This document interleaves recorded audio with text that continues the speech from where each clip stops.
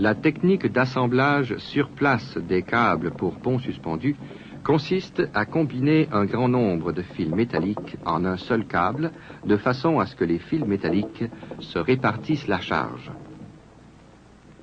Ces fils métalliques galvanisés d'un diamètre de 196 millièmes de pouce restent parallèles d'un bout à l'autre du câble. Le câble comprend 37 taurons. Chaque tauron est constitué de 340 fils. Le nombre total de fils dans un câble s'élève donc à 12 580.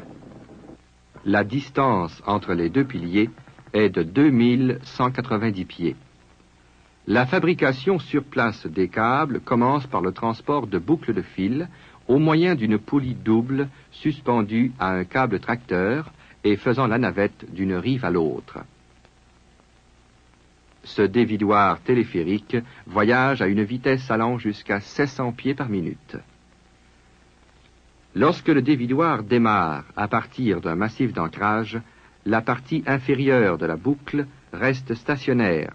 On l'appelle le fil mort. La partie supérieure voyage à 2 fois la vitesse de la poulie. On l'appelle le fil vivant. La seule fonction du dévidoir est de tirer 2 boucles de fil d'un massif d'ancrage à l'autre et d'étendre ces fils sur le plancher de la passerelle.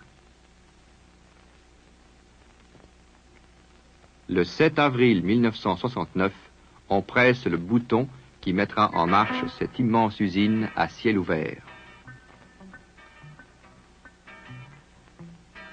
Le fil d'acier a été préalablement enroulé sur d'immenses bobines.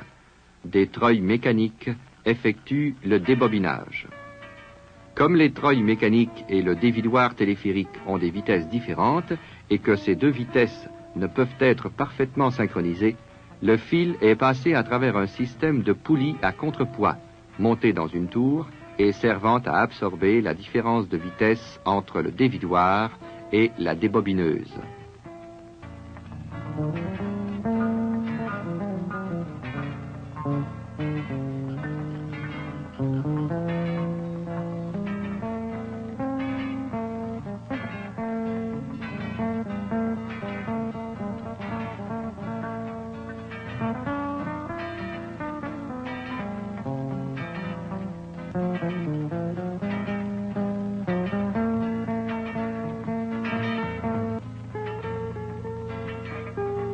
Au début de l'assemblage d'un tauron, un fil est enroulé autour d'un sabot et attaché à un maillon fixé au massif d'ancrage. Ce fil est par la suite transporté à travers le fleuve, puis enroulé au sabot correspondant de l'autre côté, et ainsi de suite, permettant ainsi d'avoir un fil continu dans un même tauron. La fabrication du câble ne se fait que d'un seul côté du pont à la fois, mais on travaille sur 2 taurons en même temps. Le dévidoir ayant 2 gorges, on traverse 2 boucles, donc 4 fils. L'opération suivante, qu'on appelle l'ajustement, consiste à placer le fil dans le tauron à l'endroit prédéterminé. Au début de l'ajustement, le fil mort est d'abord placé dans la selle de la première tour, ajusté à la bonne élévation dans la travée de rive la plus rapprochée. L'ajustement est poursuivi de la même façon dans la travée centrale et dans la travée de rive la plus éloignée.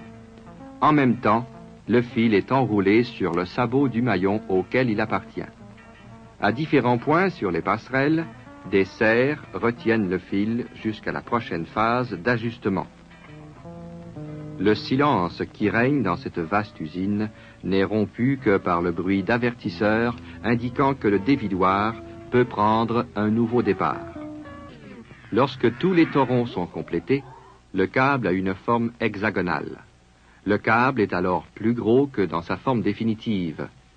Il est ensuite comprimé par des presses hydrauliques qui lui donnent une forme cylindrique. Après cette opération, le volume des vides dans le câble varie de 17 à 22%.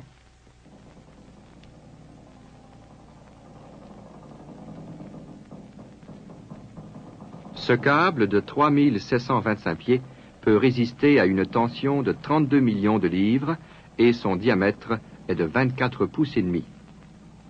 Les 4800 tonnes de fil qui ont servi à la confection des câbles auraient une longueur équivalente aux 3/4 de la circonférence du globe terrestre si tous les fils étaient joints bout à bout.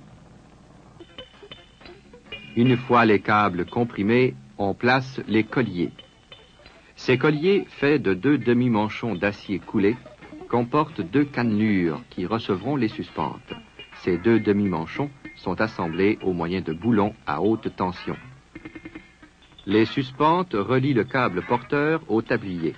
Chacune d'elles est constituée d'un câble de 2 pouces et 5/16 qui passe par-dessus le collier et tombe verticalement le long de celui-ci avant de se rattacher au tablier. Dès que les suspentes sont en place, on entreprend une autre grande étape dans la construction d'un pont suspendu, le montage de la superstructure. Il y avait déjà des mois que, dans les usines, des centaines d'ouvriers étaient occupés à fabriquer les pièces composantes. Les multiples détails de ces pièces avaient nécessité la préparation de plus d'1 millier de dessins d'atelier. Une chaîne d'assemblage et un quai de chargement ont été aménagés sur la rive sud et le 16 octobre 1969, on hisse la première section de la travée centrale. Les moindres détails de cette opération ont été vérifiés à plusieurs reprises. À 11 heures, la première section de 270 tonnes quitte la rive chargée sur un chaland autopropulsé, aidé d'un remorqueur. Cependant, on n'arrive pas à dissimuler une certaine appréhension. On arrive à l'endroit où la section sera hissée. À l'aide de 4 palans suspendus au câble, l'immense structure d'acier est amenée à sa position définitive et raccordée aux suspentes. La mise à exécution du plan scientifiquement conçu s'avère efficace. La marche des travaux d'érection est rigoureusement contrôlée afin que le déplacement horizontal des tours ne dépasse pas les limites permises. On procède ainsi à l'érection de la travée centrale et des travées de rive, suivant le programme déterminé par ordinateur. Les travaux sont interrompus pendant l'hiver à cause des glaces et du froid qui ne permettent pas de telles manœuvres.